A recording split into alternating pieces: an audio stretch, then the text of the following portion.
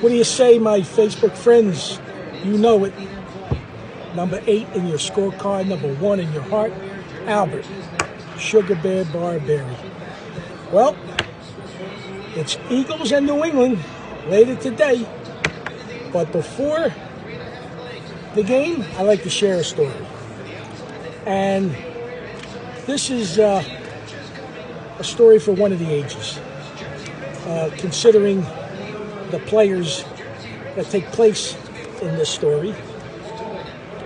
And as you can see on my post, I want to tell a story about how Salvie Testa pulled, unbeknownst to him, because it's 1982, he pulls off that legendary scene that we've seen in GOODFELLAS, which came out in 1990. So, and he pulls it off with me, and I like to share it with you because it's pretty funny, and it's the way it went down. It was a hell of a prank. Maybe in the beginning it wasn't a prank, but it led up to be a prank. But so let me set this up for everybody. Okay, so first I don't want to be misunderstood. Salvie Testa and I were casual neighborhood friends. And I wouldn't be embarrassed to say if he was my best friend or not. But the fact is, Salvie was 2 years older than me. We had a little camaraderie. His father and my father grew up in the same era, knew each other, had this respect for each other. And Salvie went to the same high school. We both went to Bishop Newman High School. He was 2 years ahead of me, like I said. I would see him. He'd always give me a nice hello. "What's up, sugar?" he'd say. And he'd always ask for me to tell my father he was asking for him. And also, Salvie would come down to 16th and Jackson, Devon Recreation, on them winter Saturday mornings and play basketball. He was a decent basketball player. He liked to mix it up, low post. I remember that. And he also played in the rough touch leagues in the late 70s. I remember 78, 79, maybe 80, but he played. He was a rusher or a blocker on the line. And that was it. And that was it. But there was a corner, Hutchison and Catherine Streets in South Philly. And on the corner, there was a neighborhood grocery store run by Russell Conti, the Conti family. They're legendary from that neighborhood. Nice family. And in the back of the grocery store was a hangout. And in that hangout, like any other South Philly hangout, the guys playing gin and cards and poker and whatever. So one particular night, I'm there and I'm in this poker game. And Salvie's in the poker game. He's sitting true to my left. And the choice of game back then, it's 1982, we're playing 5-card stud. And I think I remember a few guys there that would remember this. I'm sure they would remember. Like Ralphie Head was there. I believe Gary Animal was there. Even one of the Conti brothers, Wiener. I forget Wiener's first name, but Wiener, I believe, was there. So a lot of guys who were there would remember this. So in 5-card stud, if you're not a poker player, this particular hand I'm in with Salvie at the end, and we're betting, and he bets, I raise, I raise him back, and lo and behold, I make a wheel. Now, in 5-card stud, a wheel is ace, 2, 3, 4, 5, okay? And everybody knows if you're going to make a wheel in 5-card stud, it's going to be a gut shot, okay? It's no open-ender, it's a gut shot, and that's what I did. I hit a 2-outer, 3-out, whatever, and I make it, and when I show the hand, the cast of cards around tables start, razzing a little bit, like, the look on Salvie's face. And now, Ralphie Head was always classic for saying, sometimes you get the bear and sometimes the bear will get you. And I said that, you know, as I'm pulling the pot, and I'm laughing, everybody, they're joking, and I'm laughing. I start laughing. And all of a sudden, as I got pulling the money, and I got the money in my hand, and I'm still laughing, guys are still, oh, it's the administrative, everybody's like razzing a little bit. And I'm going along with it. And I'm looking to the right, and all of a sudden, I feel the money snatched out of my hand. And I look, and it's Salvie. And I'm shocked. This is not, you know, this is something that I was taken back by, okay? And for a second, everybody kind of froze, and all of a sudden, again, unbeknownst to Salvie, because it's 1982, he says, "What's wrong, sugar? It's not funny anymore, is it?" And now you can hear a pin drop in the room. Now, I'm waiting for this to be over, maybe, but he's not breaking character. And he's like, "What's wrong, sugar? What happened to sometimes you get the bear and the bear gets you? What's wrong? Huh? You need money to play this game. You going to ante up? Huh? It's not so funny anymore, is it, sugar?" Oh, my God.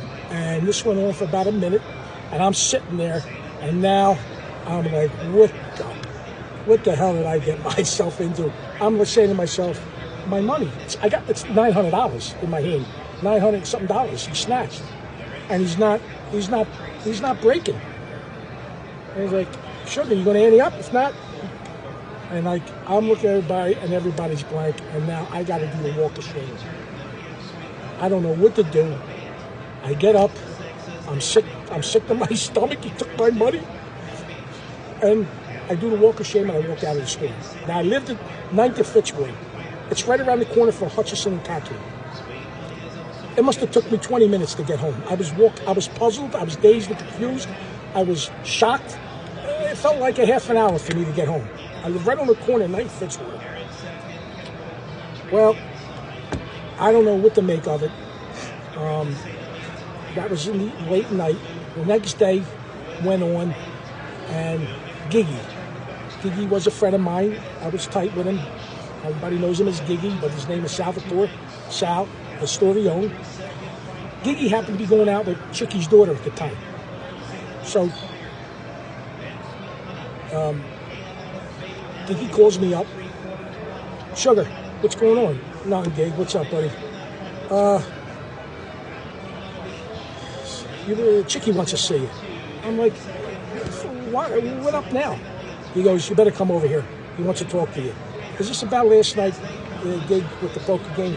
"Yeah, you better come over. He wants to talk to you." And I'm like, okay. So now, I'm right around the corner. Chickie lives on Hutchinson Street. I gotta walk. I don't know what's in store. I don't know if I'm going to find out what kind of penance I'm going to have to do to get my $900 back. Am I going to be washing cars? I don't know. I have no idea. I get to the house. I go in. There's Chickie. Family's in there. Giggy's in there. Chickie sits me down. And Chickie, you know, Chickie's got a sense of humor, and he's a ball breaker, and he likes to prank too. And this is what happened. So he's talking to me. He says, "Sugar, what happened last night? Tell me what happened." I said, "Chick, we're playing poker. I won a pot. I hit a straight on the last card. Got shot." Everybody started making a big deal out of it, laughing. I started laughing, and I started, you know, and it got out of hand. I think Salvie got upset, like that was razzing him after I won the pot, and he snatched my money off me. And Chickie goes on to like, "Sugar, you know, I don't know what to tell you. I mean, you know better than that. When you play poker, you win the pot, you take the money, and you shut up. You don't." I said, "But Chickie, everybody was laughing, and you know, it was a lighthearted game, and you know." He goes, "Well, I'll see what I can do. I don't know." I heard he was upset with you for doing that, acting like that, and you know, he just ended the conversation. He goes, I'll see if I can talk to him." So I leave. I go back, and it felt like it took me an hour to get back to my apartment. I'm like, you know, everybody's like upset with me, and I don't know what's going on. I'm like, still my money. It's 1982. I'm 23 years old. $900. I mean, my rent at the time at that apartment is $225 a month. So $900 meant something. So I'm in my apartment, and half an hour goes by. And I'm on the first floor, and I hear the door knock. Like this. I'm like, what the hell? I go, who is it? Shug, it's Giggy. Open up. Oh, boy. I open the door. Yeah, Gig, what's up? Yeah, come on, Gig. I said, Gig, I don't believe it. I don't believe it. I mean, Sal took my money. That's not like it. And I got my back turned. I'm in the kitchen. He goes, yes, Shug, that's not a good thing to be on Salvie's bad side, I guess. I said, I know, Giggy, we always been kosher with each other. I don't understand. As I turn around, Giggy's got a grin on his face, and he's got a lot of money in a rubber band.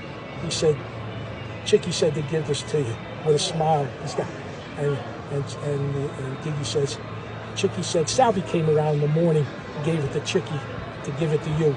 It was breaking your balls. I went, oh my God, you guys, really? You had to do this to me? I took the money. I was so like, wow. I might have to send him a fruit basket. I said to Giggy, no, just, Sal ain't like that. I said, I didn't think so, but I mean, everybody got out of it. It got crazy in there, Giggy. He says, all right. He said, it was a snowstorm that day. He says, come on, get dressed, come over. Chickie said, come on over. We're playing games, the table, popcorn, and I did. I got over there, and Chickie had a grin. Chickie's a ball breaker too, and prankster. And he looked at me, he says, we got you, didn't you? I said, oh my God. I thought maybe I had to go see Blizz. Chickie used to call me Little Blizz once in a while. He goes, sure, yeah, all right, come on in, enjoy yourself, get some hot chocolate. And that's the story. So that was here was 1982, Salvie pulled the Joe Pesci, Ray Liotta scene 8 years prior. Unbeknownst to Salvie, it was classic, and every time I see that movie, I think of Salvie because, that was horrifying a little bit, if I must say myself. All right, let's go Eagles. We got a big game today. I got a funny feeling the Eagles pull this out. Late dramatics, low-scoring game. That's what I think. All right, guys, enjoy the game. I'll tell the Frank Sindone story at the Zig in that game another time. All right, guys, that's a classic too. All right, arrivederci.